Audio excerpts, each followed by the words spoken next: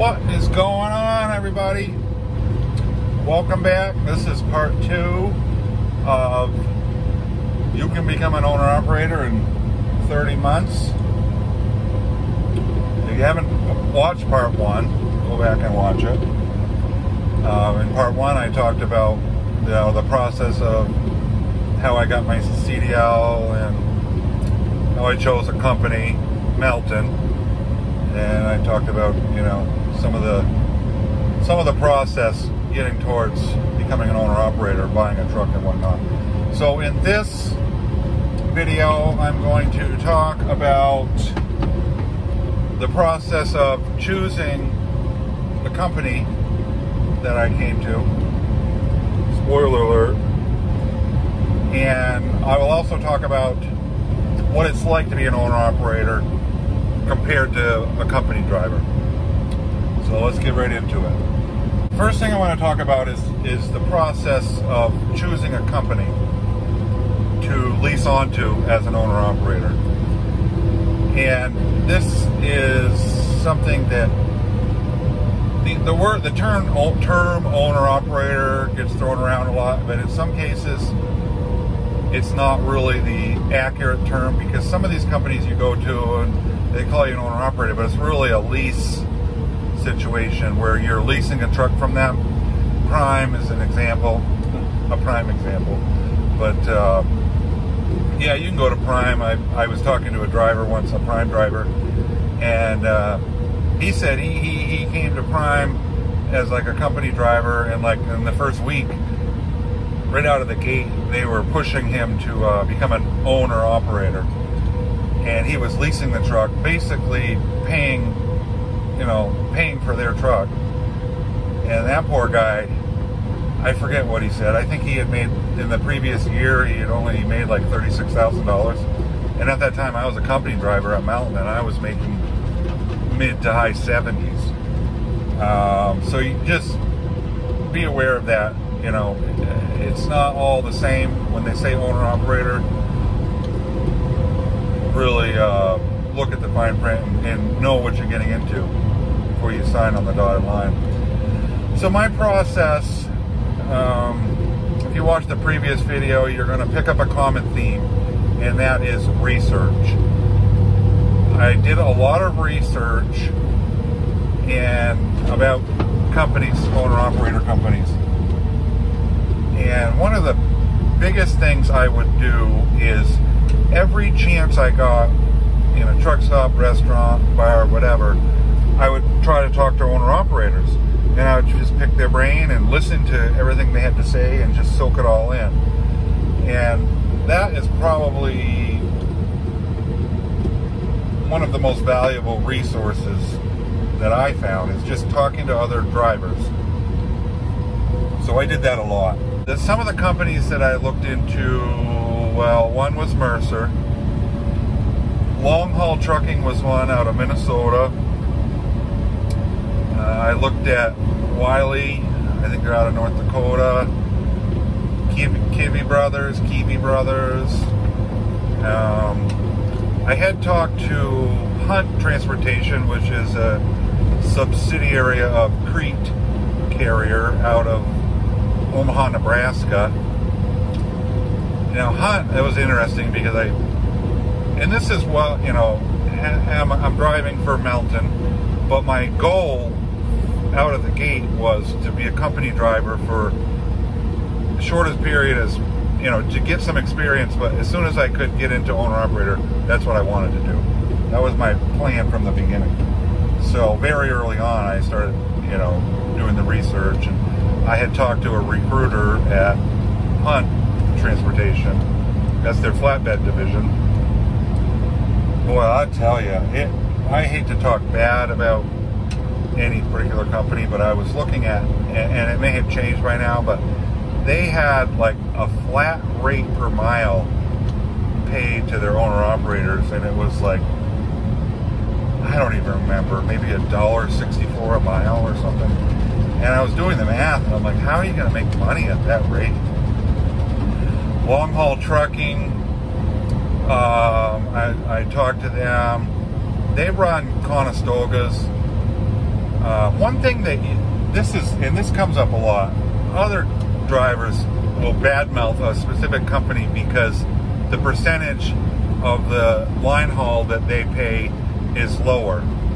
For instance, Mercer is, I think, 75%. Well, there's other companies out there that pay 80, and I think long haul pays 80. And other drivers that are, to be quite blunt, uneducated about what they're talking about, will turn to that one specific number and say, oh, I would never go to Mercer, they only pay 75%. And over here at Joe Blow Trucking, they pay 80%. That's not the final answer. I'm going to tell you that right now. You've got to look at all the numbers, because beyond what you're getting for percentage of the line haul, what about your trailer? Now I'll tell you, at long haul trucking, and this was a year and a half ago, so don't quote me on what it is right now, but at the time, you rented the Conestoga. It was a rental, and it was $800 a month. Now Mercer is a flatbed. I'm not renting it, I'm leasing it for $600 a month, and it's a lease to own. And this particular one, I got, the brand new ones are 50-month lease, but this one had already been used for 10 months. So when I got it, there was 40 months left on the lease. So 40 months at $600 a month, and after I make the last payment, the last lease payment, there's a $1 buyout, and I own the trailer outright. That's a big difference. Do you want to pay $600 a month, and at the end of your lease, pay $1 and own your trailer? Or do you want to pay $800 a month and you're just renting it? That's one very, very important number to look at. The other thing is insurance.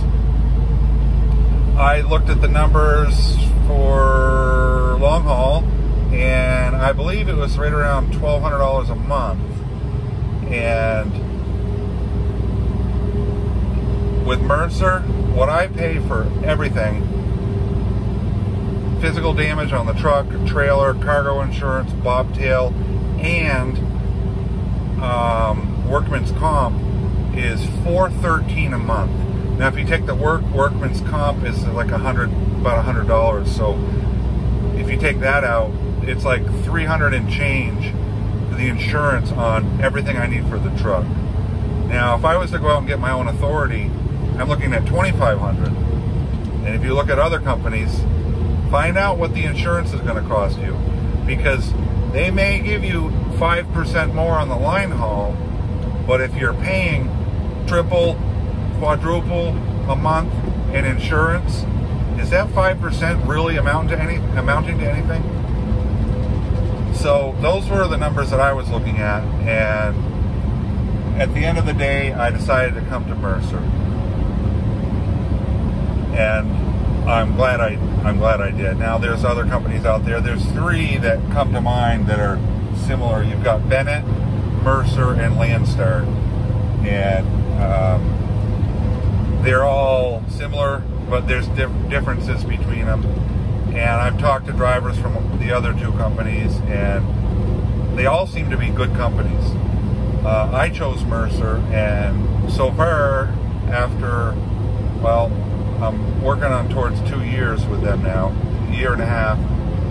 I have no intention of leaving at all. I'm very happy. The way Mercer works is they have their agents, brokers basically,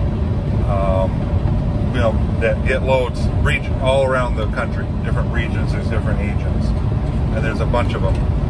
And I have a load coordinator in Louisville. That's where Mercer is headquartered, out of Louisville, Kentucky. I have a load coordinator that looks out for me, but honestly, he doesn't really have to do too much for me because we have a load board, and I book probably 90% of my loads myself just through the load board. Occasionally, when I'm driving, I can't be looking at the board. Something will pop up, my coordinator will call me, give me the rundown, and I'll say, yeah, that sounds good, go ahead and book it. But for the most part, anytime like I just stop for a 30-minute break, what am I doing? I'm on the load board, seeing if any new, because I've been looking at it every chance I get when I'm not driving. Because when a good load pops up, you want to jump on it. When I get parked this evening, first thing I'm going to do is go on the load board. Tomorrow morning when I wake up, first thing I'm going to do, you guessed it, I'm going to look at the load board. And I really enjoy doing that. That's how Mercer does it. And what you see on their load board is the dollar amount that'll give the hold for the load, and then what you're getting per mile, and then what you're getting with the deadhead. And those numbers are real numbers to the truck. That's not, some of these companies and some guys will say, oh, I'm getting $4.50 a mile. Well, that's what the line haul is, but say they're getting,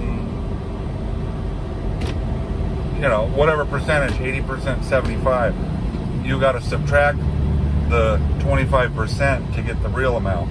On Mercer's, the number you see is what is going to you, to the truck. That doesn't include fuel, because I pay for fuel. I take money off of each load, put it on my fuel card, and pay for fuel. But it's what's coming to the truck. They've already deducted their percentage. And out of their percentage, they do a lot for me. They do the brokerage. One thing they do is they take care of my IFTA. I don't have to pay IFTA. I don't have to keep track of it. They take care of it 100%. I believe at Landstar, you've got to take care of IFTA on your own. So I don't know much about IFTA because I've never had to deal with it. I've never run into a single person at Mercer, this is including all the agents as well, that has, not a single person has been rude. Everybody is so polite, so nice. It seems like it's some kind of it's a Christian company to some degree, because on their app, on my phone, you know, you've got your unit and all these different things you can look at. And one of the things on there is prayer request. And when I saw that, that really impressed me. This is a company that I feel proud to be leased onto. And I feel proud to be hauling freight for Mercer Transportation. They're good people, all around good people. I've got nothing but good to say about them. Let's see. So, yep, I chose Mercer, and I'm happy. I'm making good money out here. What I want to talk about next is what it's like to be an owner-operator compared to being a company driver. When I started at Melton, I had a pretty good sense of freedom because I was out in the truck by myself, and Melton really did not bother me too much. I didn't hear from them very often. Part of that is because I didn't give them reason, you know, to contact me. If you're constantly doing stupid stuff, you're going to be hearing from safety quite frequently. That goes with any company.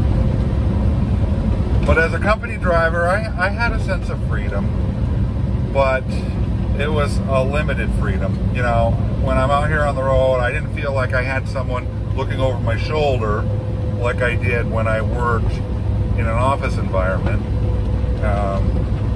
There's no politics in this truck. Nobody, you know, no office politics. Nobody's going to talk behind my back because nobody's here.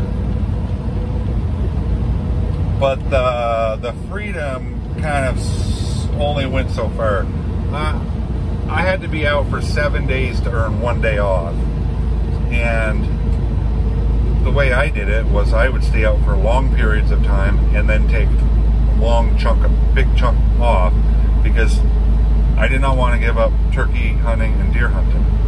So I would just stay out for like 4 to 6 months, and then I would take all that time that I had accrued and take it off in one big chunk. Because as I mentioned in the previous video, I was single and I didn't have any kids, so I had no attachments, and I would crash at my buddy's house, so I didn't have a house to go to that I had to maintain. So it worked out very well for me. But I knew I could only really do that for a limited amount of time, and 2.5 years is what I did it for. But I was only doing that to get to the next step. And the next step was buying a truck and becoming an owner-operator. And when I became an owner-operator, everything, the freedom aspect of it became almost limitless. Now I still am leased onto a company. I don't have my own authority. I'm running their numbers. But it pretty much feels like I do have my own authority. I mean, I get my loads from them, but I choose my loads. I decide when I want to run. I decide when I want to sit. I decide where I want to go. You know, last February, I was just really feeling like I wanted to do some fishing. So I booked a load to Florida and took a week off and went fishing. Got a charter, went on a boat, did a one-on-one a day with a guide, and then I went on the party boats for 3-4 days. Then I got a couple runs out of Florida up to Kentucky, and then I got a load right back, and I spent another 5 days. And then I did it again. And I spent about 3 weeks out of the month of February last year down in Florida fishing. You can't do that if you're a company driver. I also just took 2.5 months off for deer season. I came off the road in mid-October, and I stayed out off until early January, and I was deer hunting the whole time. You can't do that if you're a company driver. So last calendar year 2022, I actually drove this truck for 7 months, and I took 5 months off. So that is the biggest difference for me, and that is the reason why I wanted to be a company driver. I mean, why I wanted to be a owner-operator, because I don't want to be a slave to the truck. I don't want to be out for 6 months at a time. I only was doing that to get to the next step, if that makes sense. Being able to pick your own loads off of a load board, to me, is very exciting. I have 2 phones, and what I do, so let's just say, for instance, the load that I'm on, let's say, is going to Milwaukee, Wisconsin. Well, long before I'm there, I'm looking at loads out of the Milwaukee area. And let's say, for instance, I see one picking up in Chicago, going to Dallas, Texas. What I do is I have that on, I'm looking at that on one phone. I take my other phone, open up the Mercer app, and I type in on that phone, Dallas, Texas, and I look and see what the freight's looking like out of Dallas. And that's how I decide. And as time has gone on, I've learned certain regions and certain freight lanes and where I want to be. But especially in the beginning, that was important for me, because I didn't want to rely on a coordinator to always put me in a good area.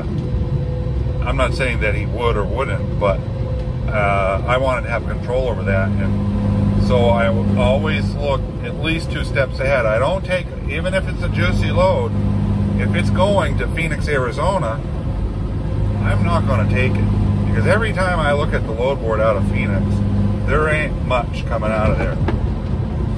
So you're going to have to deadhead a long ways to get a load out of there, and I won't do it.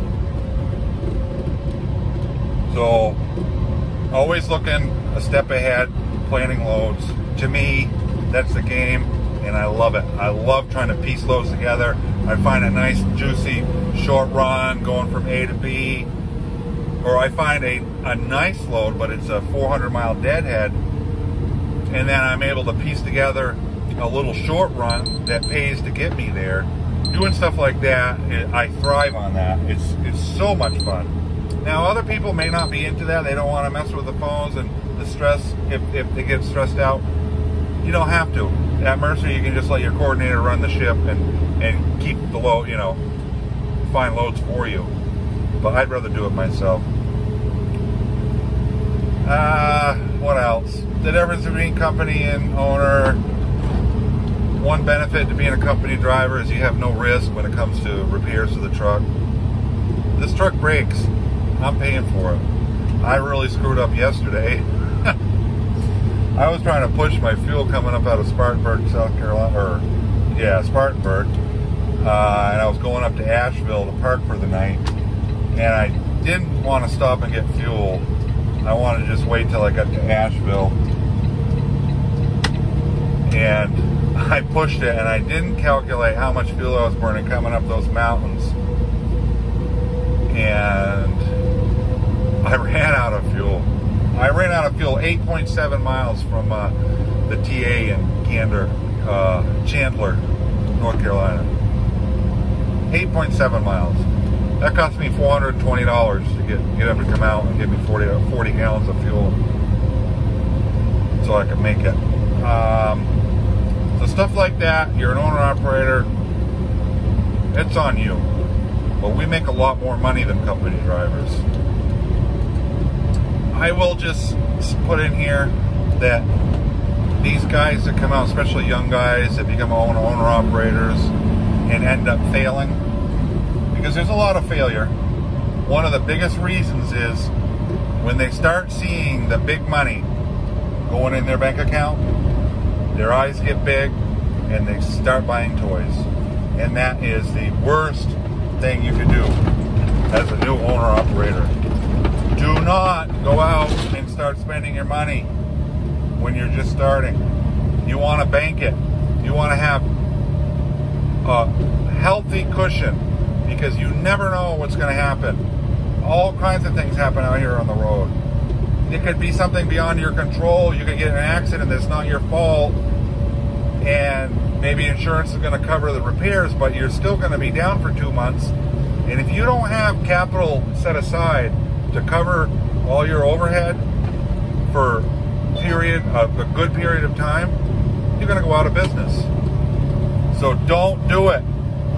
You young guys, you new owner-operators, you get your truck, you're running, and your first month you're grossing $20,000, $25,000, or you're seeing $20,000 in your bank account, $5,000 a week. It adds up pretty quick. Number one, you got to pay taxes. Number two, set it aside for a rainy day. Set yourself up for success. Don't buy those toys. They can come later. But being able to postpone gratification is a very important thing if you want to have success as an owner-operator. Well, I think that's going to wrap it up. Hopefully, you got something worthwhile here. Well, I got a way station I'm going to pull into if it's open. If you like this video, go ahead and hit that thumbs up button. It'll really help spread, tell YouTube that you liked it, and they'll share it with other people, and it can get out there into the mainstream. All right, that's it. Thanks for watching, everybody.